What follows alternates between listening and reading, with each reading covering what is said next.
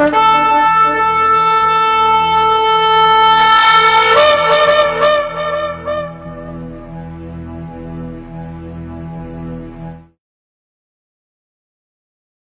atah Yahweh Eloheinu melech haolam, asher bahar banu mikol amim, benatan lanu et torato.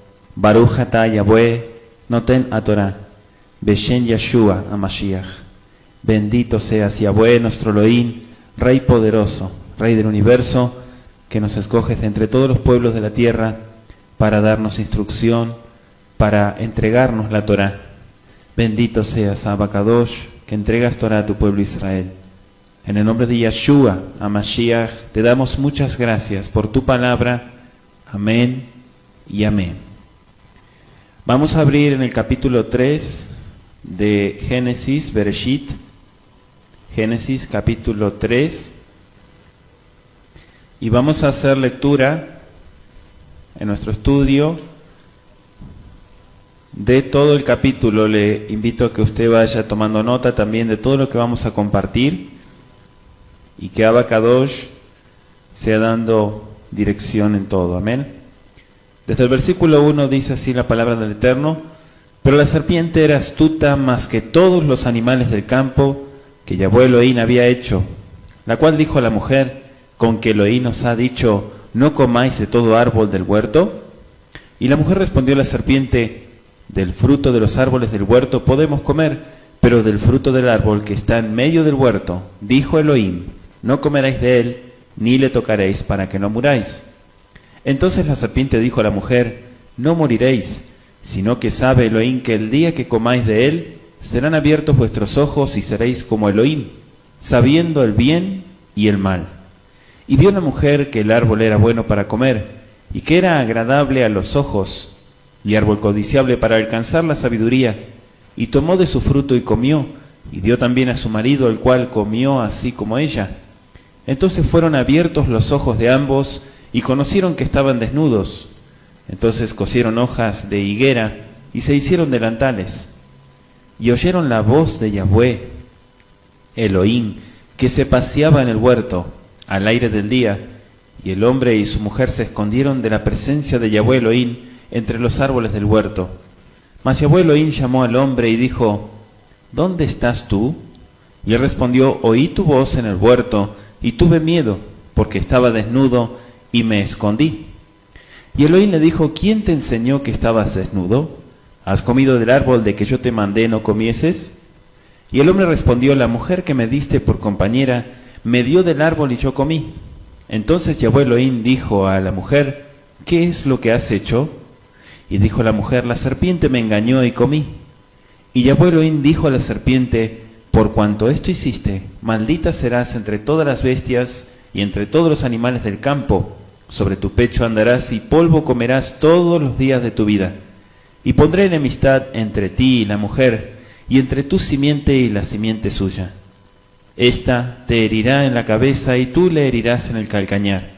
A la mujer dijo: multiplicaré en gran manera los dolores en tus preñeces, con dolor darás a luz los hijos, y tu deseo será para tu marido, y él se enseñará de ti.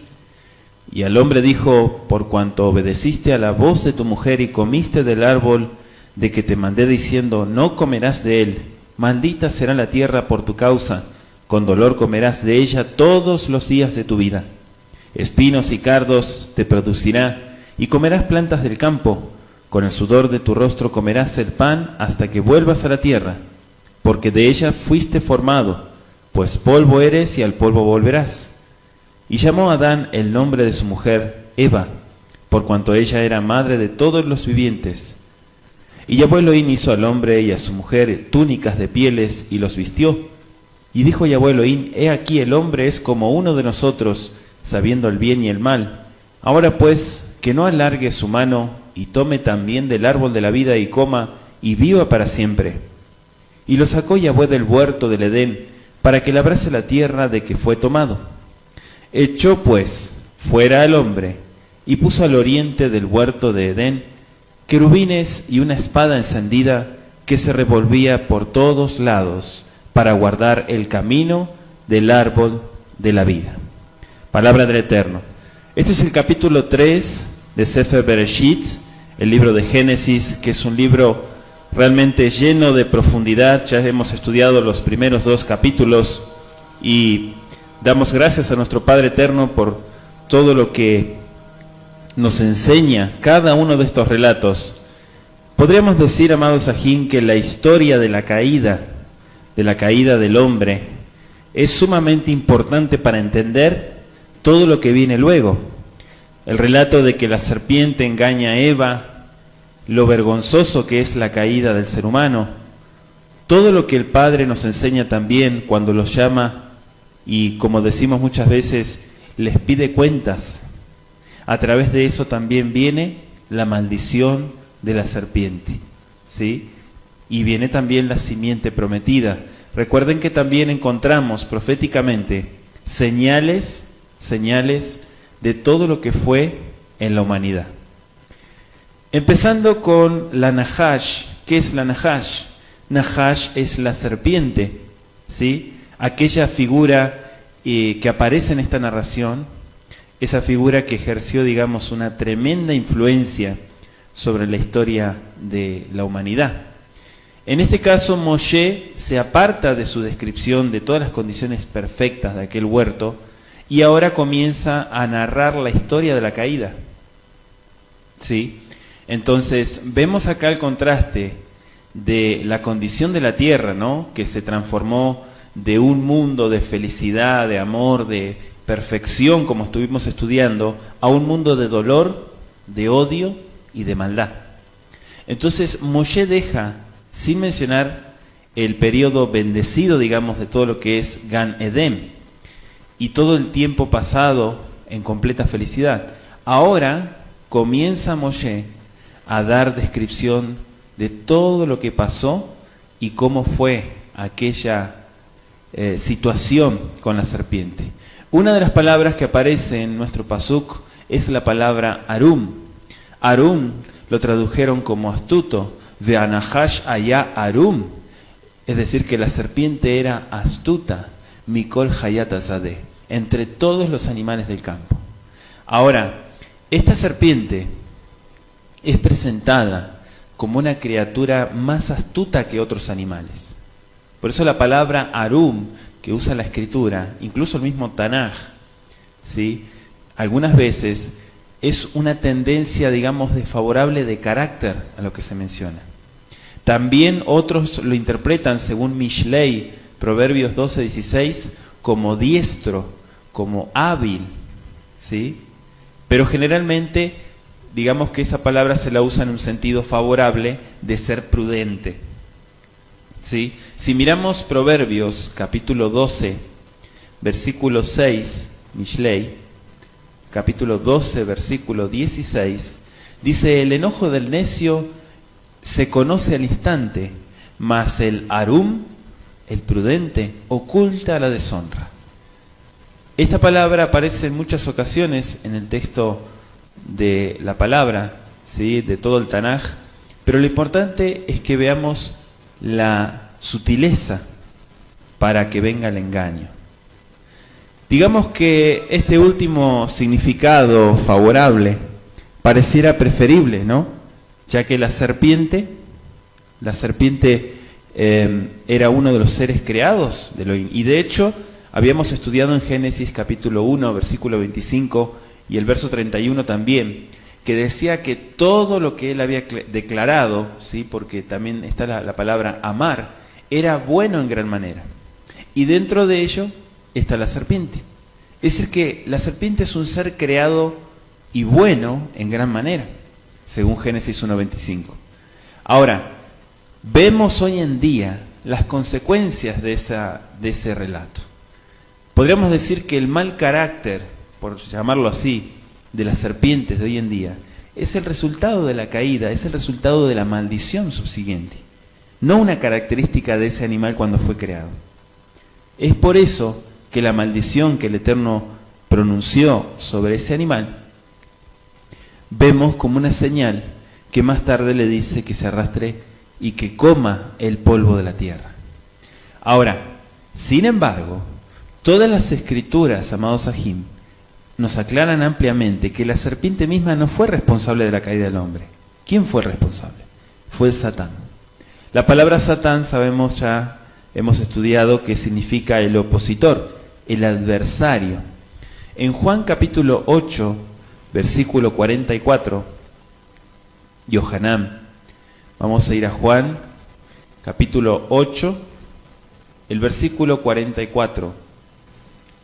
Si gustan anotar también, dice: sois de vuestro padre el adversario y queréis hacer los deseos de vuestro padre.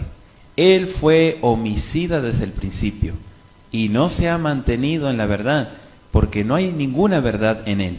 Cuando habla mentira, habla de su propia naturaleza, porque es mentiroso y es el padre de la mentira. En otras versiones dice que es el padre del engaño. En 2 de Corintios 11:3, un poquito más adelante, 2 de Corintios capítulo 11, versículo 3, dice: pero temo que así como la serpiente, con su astucia que engañó a Eva, vuestras mentes también sean desviadas de la sencillez y de la pureza de la entrega al Mashiach. ¿Sí? Con esa sutileza, con esa, dice Sheliach Shaul, con esa astucia con que engañó, que vuestras mentes también se desvíen de la sencillez, de la integridad y de la pureza. Ahora, todo eso procede, sabemos que del adversario, aquel que desde el principio engañó. Hay un poquito más adelante, el versículo 14, 2 de Corintios 11:14, dice: y no es de extrañar, pues aún Satanás se disfraza como ángel de luz. Ahora, sabemos que Satanás, en un sentido figurado, ocasionalmente es llamado serpiente. ¿Por qué? Porque usó de ella como un medio, como un envase, por decirlo así, en su intento de engañar al hombre. Es por eso que en Apocalipsis 12:9 y en Apocalipsis 20:2 se le llama a él la serpiente, justamente porque toma ese modelo. Ahora, un poquito antes, y les invito a escuchar el audio La guerra en los cielos, en la caída de Lucifer, que había sido primero entre los ángeles que estaban en Malhut HaShamayim, como dice Isaías 14:12, y Ezequiel también lo menciona en el capítulo 28, obviamente todo eso precedió a la caída del hombre. El Eterno que conversaba diariamente con Adán, ¿verdad?, en el huerto, no lo había dejado en la ignorancia, no lo había dejado afuera de todo lo que había sucedido, sino que le había comunicado todo lo que sucedió, ¿sí? Todo lo que debía de precaver para que él no cayera. Sin embargo, Adán y Eva, Adán y Java, quizá ellos esperaron que apareciera como un ángel y se sintieron preparados para hacerle frente, podríamos decir, como cualquier persona que ya está enterada. Sin embargo, vemos que habló a Java mediante una serpiente.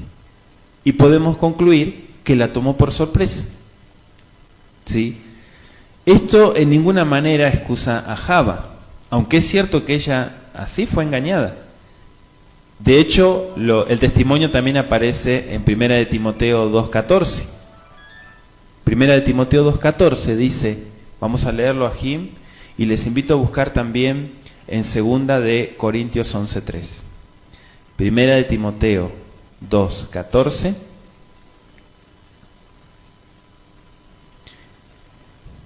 Dice así: y Adán no fue el engañado, sino que la mujer, siendo engañada, completamente cayó en transgresión, dice.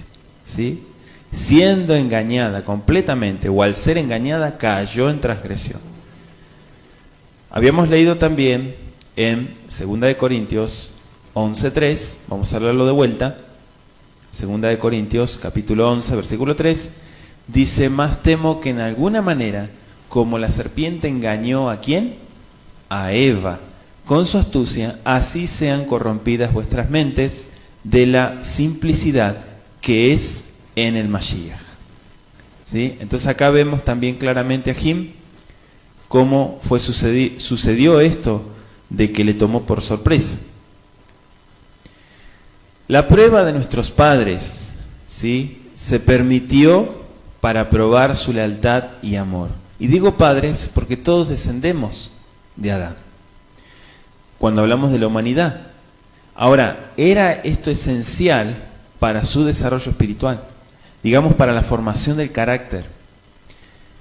Si hablamos de felicidad eterna, habría sido el resultado para ellos si hubieran salido indemnes de esa prueba, ya que el Eterno no quería que fueran tentados por encima de su capacidad para resistir. Y eso lo declara también Sheliach Shaul en 1 Corintios 10:13. Ahora, no permitió que Satanás se les acercara, digamos, a la semejanza de Elohim y en cualquier otro lugar, sino en ese árbol. Por lo tanto, el adversario vino en la forma de un ser no solo muy inferior al Eterno, sino muy por debajo del hombre mismo. Entonces, al permitir que el adversario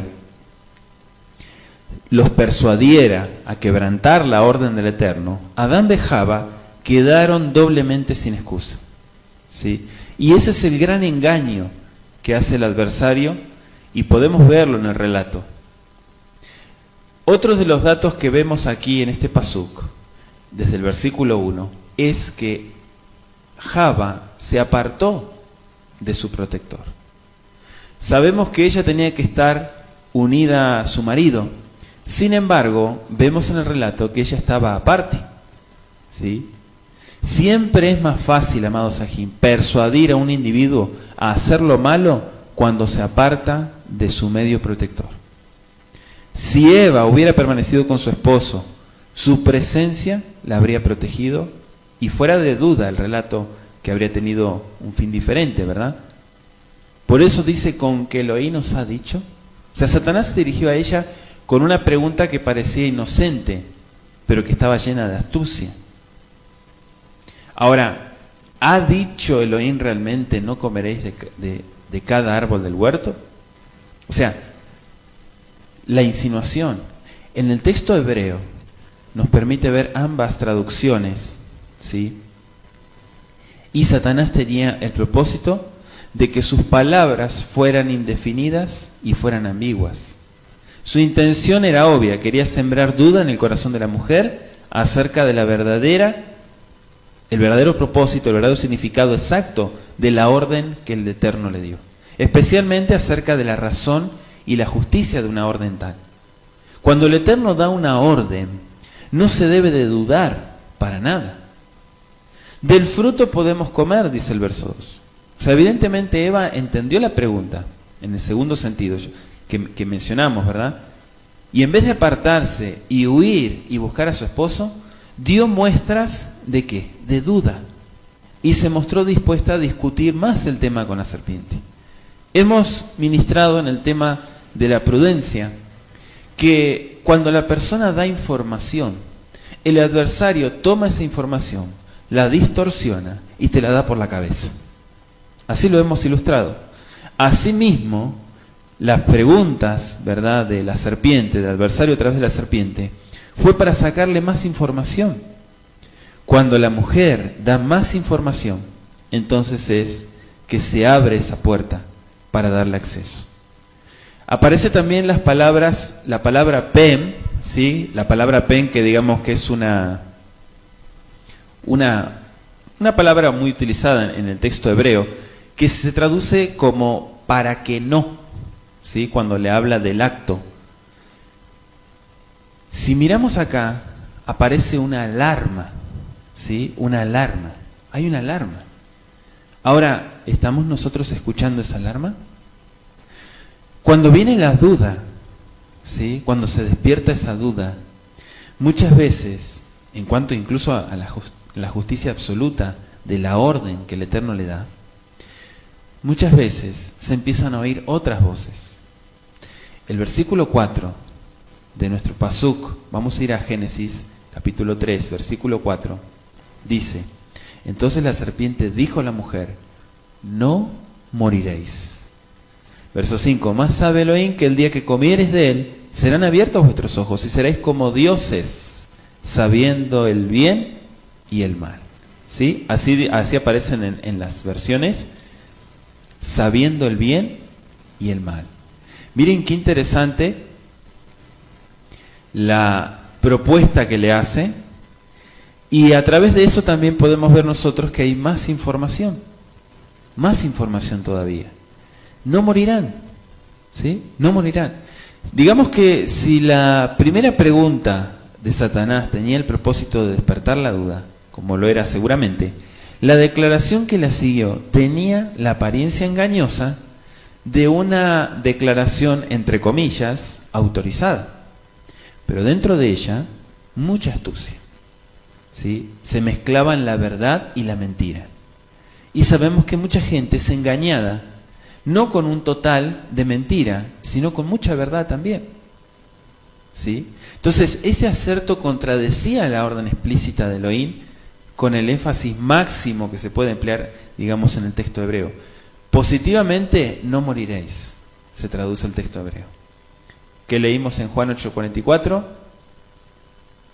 Que Él es el padre de la mentira, ¿sí? Por esta razón, Mashiach, con mucha justicia, lo llamó el padre de toda la mentira, el padre de todo el engaño. Serán abiertos vuestros ojos. Satanás procedió a dar una razón plausible para la prohibición del Eterno y acusó a Elohim de, punto número 1, envidiar la felicidad de sus criaturas.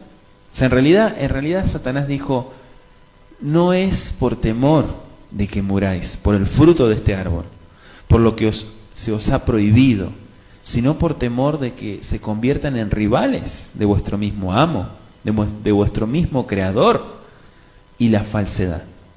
Digamos la máscara en el punto número 2, ¿sí? El engaño, la hipocresía, para de esta manera sembrar la perdición. Siempre decimos que podemos engañar al hombre, podemos engañar a muchas personas, pero al Creador no lo podemos engañar. La expresión "el día que coman de él" sonaba como similar a lo que el Eterno le había hablado en en Génesis capítulo 2, 17, ¿sí? Como también la frase "sabiendo el bien" o entendiendo entre el bien y el mal. ¿Cuál era la promesa? Serán abiertos vuestros ojos, ¿sí? Serán abiertos vuestros ojos y serán como dioses, así dice la versión. Claro que tradujeron la palabra Elohim. Elohim en sí no significa dioses, porque sabemos que es una pluralidad, pero que en realidad es una palabra singular. Serán como Elohim. Miren lo que está revelando la insinuación. Vamos a leer Isaías 14, versículo 12 al 14. Isaías capítulo 14, versículo 12 hasta el 14. Dice: ¿cómo caíste del cielo, oh Lucifer, hijo de la mañana? Cortado fuiste por tierra, tú que debilitabas las naciones. Tú que decías en tu corazón: subiré al cielo, en lo alto, junto a las estrellas de Elohim, levantaré mi trono y en el monte del testimonio me sentaré.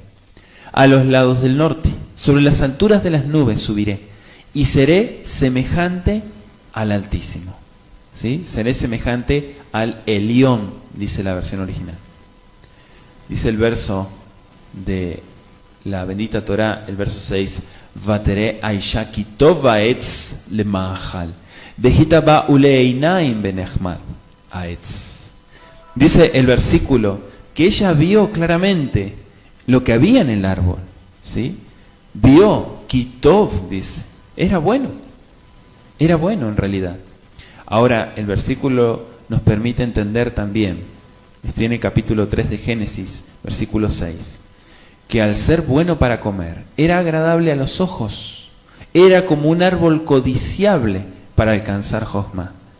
Y entonces, consecuencia, toma de su fruto, come y da también a su marido, y él come con ella. Entonces el verso 7, vemos la consecuencia final, que los ojos de ambos son abiertos. ¿Y qué es lo que conocen en primer lugar? Punto número 1, conocen que estaban desnudos. Entonces cosen hojas de higuera y se hacen como delantales. Automáticamente, dice el versículo 8, oyendo la voz, ¿sí? La voz de Yahweh Elohim. Digamos que el sonido de la aproximación del Todopoderoso fue una gran alarma. Ambos sintieron que de ninguna manera se atrevían a encontrarse con su Creador, con su Hacedor. Ni la humildad ni el pudor fueron la razón de su temor, sino un profundo sentimiento de culpabilidad. Eso fue lo que opacó todo. Ahora, hay datos también que nos muestran, como también aquellos que se levantan y dicen que todos estos relatos son pura mitología hebrea, que en realidad no sucedió. Pero hay muchos datos también. Hay un dato muy antiguo de un libro que está en Sumero Arcadio, muy antiguo, que dice claramente: la doncella comió aquello que era prohibido. La doncella, la madre del pecado, cometió el mal. La madre del pecado tuvo una penosa experiencia, dice. Un escrito muy antiguo de Oriente. Y asimismo podemos corroborar también que este relato dio, digamos, el inicio a una nueva etapa. ¿Dónde estás tú?, dice el verso 9. O sea, Adán, que siempre había dado la bienvenida a la Shejiná, a la presencia divina, ahora está escondido. No podía esconderse de Elohim. Nosotros sabemos eso, que él no podía esconderse, ¿sí? Aquel que lo llamaba, no como si ignorase dónde estaba escondido, sino como para hacerlo confesar, lo seguía llamando. Y Adán procuró ocultar el pecado detrás de sus consecuencias.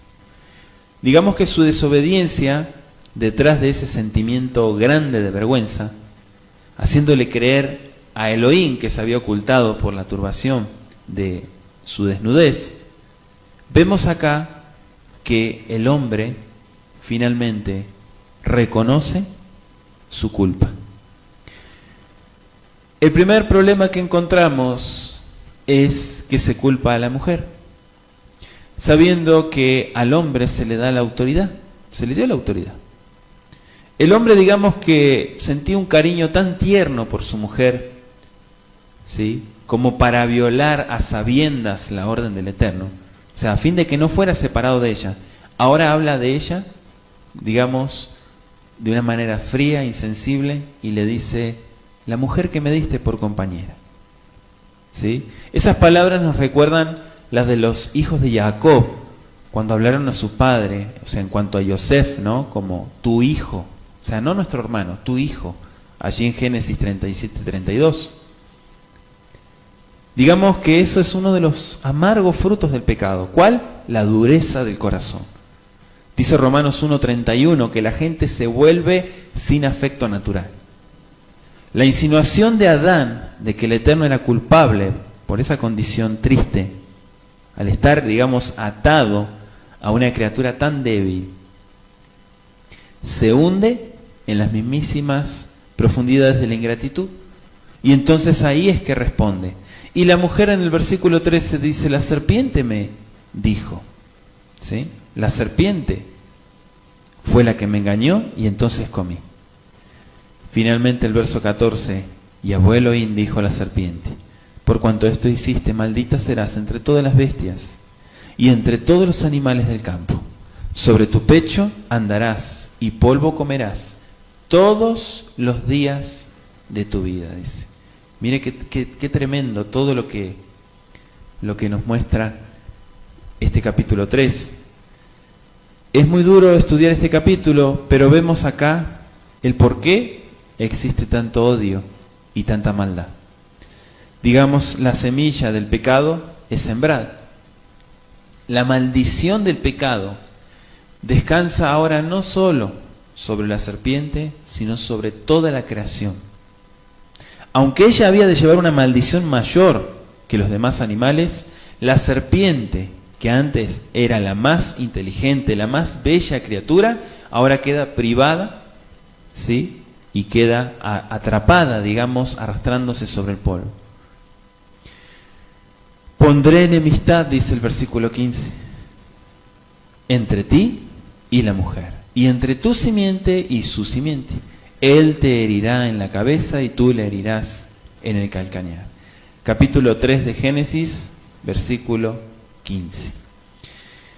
Bueno, aquí el Eterno, digamos que deja de dirigirse a la serpiente literal, ¿no?, que habló a Java. ¿Para qué? Para pronunciar juicio sobre el adversario, sobre lo que Apocalipsis llama la serpiente antigua. Entonces este juicio está expresado como un lenguaje como profético, siempre ha sido entendido, ¿sí?, como una de las señales en el Mashiach, entre tu simiente y la simiente suya. O sea, se hace referencia a la lucha secular entre la simiente de Satanás y obviamente todos sus seguidores y la simiente de la mujer. Ahora, el Adón, Yahshua HaMashiach, ¿qué dice? Vamos a ir a Apocalipsis capítulo 12, versículo 1 al 5. Apocalipsis 12, versículo 1 al 5, Ajim. Y estos son señales también. Dice: y apareció en el cielo una gran señal, una mujer vestida del sol y la luna debajo de sus pies, y sobre su cabeza una corona de 12 estrellas, y estando embarazada, clamaba con dolores de parto, anótelo, y angustia por dar a luz. Y fue vista otra señal en el cielo, y aquí un gran dragón bermejo, que tenía 7 cabezas y 10 cuernos, y en sus cabezas 7 diademas. Y su cola arrastró la tercera parte de las estrellas del cielo y las arrojó sobre la tierra, y el dragón se paró delante de la mujer que estaba para dar a luz, a fin de devorar a su hijo tan pronto como naciese. Y ella dio a luz un hijo varón, el cual había de regir todas las naciones con vara de hierro, y su hijo fue arrebatado para Elohim y para su trono, dice. Entonces acá vemos proféticamente que hay una conexión entre la simiente de aquella mujer, la simiente, digamos, que aparece en Apocalipsis. Ahora, en Gálatas 3:16 y 3:19, Gálatas 3:16, dice: ahora bien, a Abraham fueron hechas las promesas y a su simiente. No dice y a las simientes, como de muchos, sino como de uno. Y a tu simiente, el cual es Mashiach. Amén. Entonces, acá vemos claramente que pone a Mashiach. Por eso es que dice el verso 19, ¿para qué entonces sirve la Torá? Fue añadida por causa de las transgresiones, o fue entregada por causa de las transgresiones, hasta que viniese la simiente a quien fue hecha la promesa y fue ordenada por ángeles en mano de un mediador. Entonces acá vemos también todo lo que tiene que ver entre la simiente, como dice, entre tu simiente y la simiente suya, proféticamente. Ahora, sabemos que fue, bendito sea nuestro Adón Yahshua, fue Él quien vino para deshacer las obras del adversario. En Hebreos, capítulo 2, versículo 14, dice la Escritura: así que por cuanto los hijos participaron de carne y sangre, Él también participó de lo mismo, para destruir por medio de la muerte al que tenía el imperio de la muerte, esto es, al adversario. ¿Sí? Hebreos 2:14. Anótense también, amados Ajim, Primera de Juan, capítulo 3, versículo 8. Repito, Primera de Juan, capítulo 3, versículo 8. Dice: el que hace pecado es del adversario, porque el adversario peca desde el principio. Para esto apareció el Hijo de Elohim, para deshacer las obras del adversario. Entonces acá vemos claramente que se cumple también la señal en Bereshit. Por eso dice: esta te herirá en la cabeza. La palabra en realidad herirá no está bien traducida, es la palabra hebrea shuf, que significa aplastar, ¿sí? También significa estar al acecho de alguien. O sea, es evidente que aplastar la cabeza es mucho más grave que aplastar el talón, ¿sí? Entonces, como represalia, la serpiente solo ha podido herir el talón de la simiente de la mujer. La simiente se expresa en singular, indicando que no es una multitud de descendientes de la mujer los que en conjunto se van a ocupar de aplastar la cabeza de la serpiente. sino más bien que un solo individuo, ¿sí?, hará eso.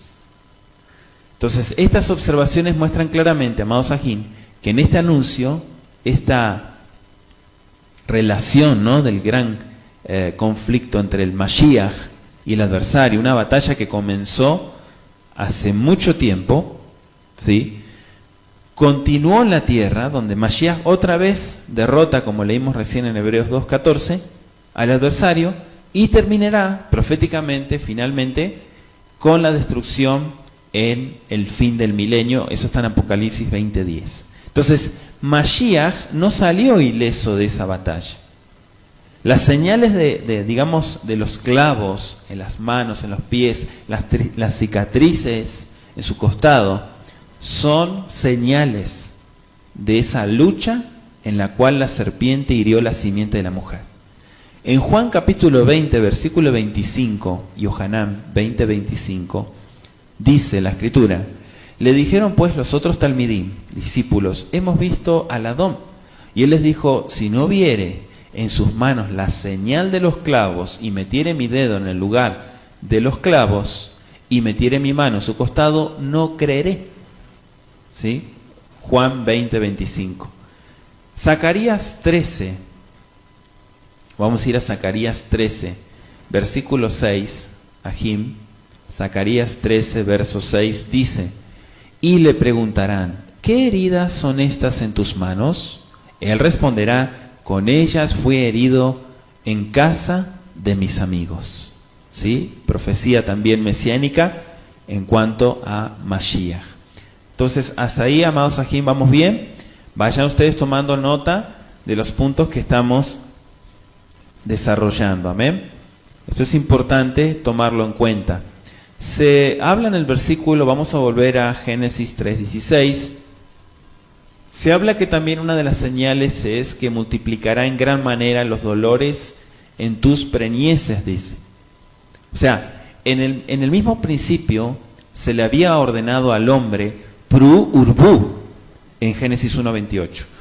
Fructificad y multiplicaos. Entonces, de ahí que los embarazos tenían el propósito de ser una bendición, no una maldición. Pero digamos que la entrada del pecado significó que de allí en adelante la preñez sería acompañada por dolor. Por eso dice con dolor. O sea, los dolores de parto iban a ser tan intensos que en las Escrituras son un símbolo de la tremenda angustia corporal, mental. Hay muchos versículos que hablan en cuanto a ello, los dolores de parto, incluso como señales proféticas. Ahora, también le dijo a la mujer: tu deseo será para tu marido. La palabra deseo es la palabra shuk, la raíz shuk, que significa ir en pos. ¿Sí? Ir en pos de algo, tener un intenso anhelo de una cosa, eso significa. Esto es lo que nos indica, digamos, que aunque oprimida por el hombre, torturada por los dolores de parto, la mujer todavía sentiría un intenso deseo por su esposo. Eso es lo que está mostrando aquí, como señal, ¿verdad? Por eso habla del deseo. Ahora, también le dijo: él se enseñoreará de ti. La mujer había quebrantado su relación con el hombre, ¿sí? Que el Eterno la estableció, claro. ¿Por qué? Porque en vez de ser que Negedikdo, una ayuda adecuada para él, se había convertido, digamos, en oposición. Entonces, por eso perdió su condición de igualdad con el hombre. Entonces, habla de enseñorearse de ella como amo. En las Escrituras se describe a una esposa como que es poseída por su Señor, ¿sí?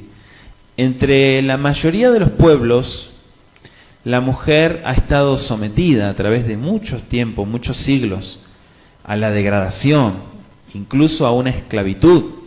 Sin embargo, entre los hebreos, la condición de la mujer era de una clara subordinación, aunque no de opresión y esclavitud, ¿sí? Pero tenemos que ver que la mujer, por eso es que se menciona también en algunos pasajes del Brit Hadashah, en cuanto al enseñorearse. Vamos a leer Colosenses capítulo 3, versículos 18 y 19. Colosenses 3, 18 y 19.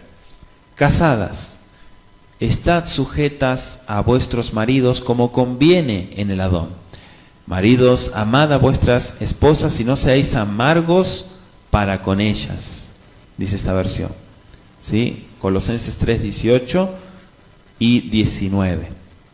Si miramos Gálatas 3, 28, Gálatas 3, 28, dice: ya no hay judío ni griego, no hay esclavo ni libre, no hay varón ni mujer, porque todos vosotros sois uno en Yeshua el Mesías.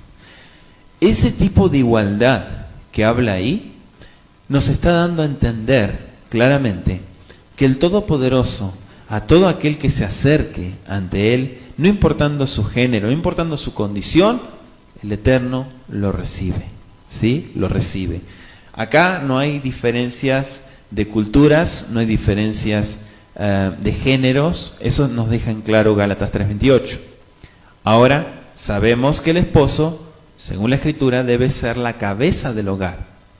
Es por eso que se le demanda más al hombre que a la mujer. Porque el esposo tiene que esforzarse por el bienestar, por la felicidad, por el cuidado, ¿sí? Y todo lo que ya hemos estudiado en los audios de matrimonio. Dice el versículo 17, volvemos a Bereshit, capítulo 3, versículo 17. Y el hombre dijo: por cuanto obedeciste a la voz de tu esposa y comiste del árbol de que te mandé, diciendo no comerás de él, maldita será la tierra por tu causa.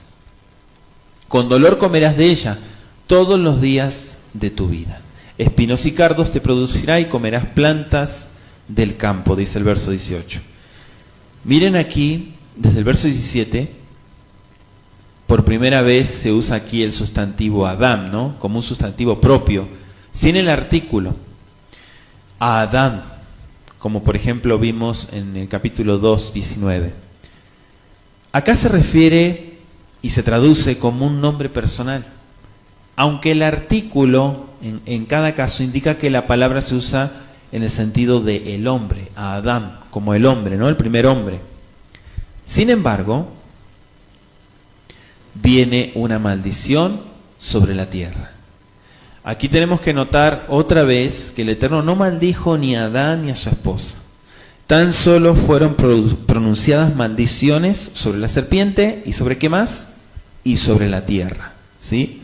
Pero Elohim dijo a Adán: maldita será la tierra por tu causa. Con dolor comerás. O sea, la misma palabra que había sido usada para expresar los sufrimientos que se relacionan, como leíamos recién, sobre el dolor de parto, ahora se usa también para informarle a Adán de todas las dificultades que iba a encontrar al sacar el sustento de una tierra maldecida, ¿sí? Entonces, mientras viviera allí, no tendría esperanza de que se aliviara esto. Por eso dice la expresión todos los días de tu vida. Kol yemei hayeja, ¿sí? Es la primera indicación de que vendría con seguridad la muerte, aunque ese hecho se pospondría por un tiempo, ¿no? Pero ya vemos una señal de que la muerte se está anunciando. Los espinos y los cardos, bueno, antes de la caída la tierra producía solo plantas, habíamos estudiado que eran útiles, eran como alimentos, eran bellas, para recrear la vista, todo muy hermoso. Ahora había de producir también espinas, cardos, ¿sí? Digamos que el trabajo aumentado necesario para cultivar la tierra incrementaría la aflicción de la existencia del hombre. Tenía que aprender por amarga experiencia que la vida apartada del Ser Supremo, del Creador, en el mejor de los casos, es dolor y es aflicción. Y eso todos nosotros lo sabemos. Hasbe Shalom, el Eterno nos guarde en su mano y no permita y jamás nosotros demos un lugar para no estar más con Él, ¿sí? Porque es dolor y es aflicción. Sabemos que separados de Él nada podemos hacer. Comerás planta, miren el castigo, ¿sí? Acá indica un cambio terrible en la alimentación. O sea, es evidente que debemos deducir que los cereales, las frutas, todo lo que recibió el hombre originalmente, se redujeron, tanto en cantidad, se redujeron en calidad, todo por resultado de una maldición. Que el hombre se vio obligado a recurrir a las plantas para su alimento diario, ¿no? Ahora, este cambio también podría haberse debido en parte a la pérdida de ciertos elementos que eran procedentes del Etz Haim, del árbol de la vida, que ya mencionamos. Dice el verso 19, con el sudor de tu rostro. Fíjense qué interesante lo que dice aquí. Y después más adelante le dice, hasta que vuelvas a la tierra. El arduo esfuerzo que había de añadirse a la vida del ser humano, a la vida del hombre, aquí se refiere específicamente al agricultor, ¿no? Que debe vivir arrancando de una tierra mal dispuesta al alimento para sí mismo y para su familia. El gran esfuerzo. Desde la caída de Adán Rishon, todo lo que gane el hombre se puede alcanzar solo mediante un esfuerzo. Con todo, debiera reconocerse que este castigo fue en realidad una bendición disfrazada para los seres malvados. Cuando un hombre trabaja, ¿sí?, es mucho menos probable que peque que cuando pasa sus días de ocioso. Digamos que el esfuerzo y el trabajo desarrollan el carácter, le enseñan también humildad al hombre y le enseñan a cooperar con el Creador. Esta es una de las razones por lo que nosotros vemos también testimonios en el Brit Hadashah, donde vemos a una clase trabajadora de personas que se esfuerzan. El trabajo, aun cuando sea arduo, no tiene que ser despreciado, ¿sí? Porque hay una bendición en él, hay una bendición. Entonces no tiene que ser desechado. Cuando el Eterno le informa a Adán que la tumba era un destino cierto, cuando le dice hasta que vuelvas, y esto está interesante porque le dice hasta que vuelvas a la tierra, vemos acá, ¿sí?, que no impediría la pérdida de su vida actual, sino que le ofrecía la seguridad de una vida nueva. Ahora, con el cambio ocurrido en la naturaleza de Adán Bejava, digamos de inmortalidad a mortalidad, comenzó el cumplimiento de aquella profecía: el día que de él comieres, ciertamente morirás. Así se lo anunció. Entonces acá vemos que empieza a funcionar esa profecía. Hablemos un poquito de Java. Bueno, Java en realidad significa vida, viene de la raíz vida, ¿no? Java. Digamos que es una antigua forma Java, de una forma semítica, que también se encuentra en muchas inscripciones fenicias, arcaicas, muy antiguas. Sin embargo, ya no se usaba en hebreo, ¿no?, en el tiempo cuando se escribió el Humash, el Pentateuco, mal traducido Pentateuco. O sea que se ha considerado esto como una indicación de que Adán hablaba un antiguo idioma semítico. Si Moshe hubiese usado el equivalente hebreo de su época, habría escrito el nombre de la mujer Haya, no Java. Haya, que significa vida. Pero puso Java, ¿sí? Pero en el caso, o sea, al dar el nombre usado a una palabra arcaica muy antigua, revela, digamos, que su conocimiento se remonta a un pasado muy antiguo. La palabra Java fue transliterada, ¿sí?, como Ewa en Génesis 4:1. De ahí viene, ¿sí?, la palabra latinizada Eva. Eva. Acuérdense que los nombres fueron traducidos y fueron cambiados, y todo eso es por las diferentes interpretaciones, traducciones y demás. Pero originalmente se dio un solo nombre, como cada uno de nosotros tenemos un solo nombre, ¿sí? Entonces, de esa manera, originalmente tuvieron un nombre, pero las traducciones de diferentes idiomas y demás se fue deformando.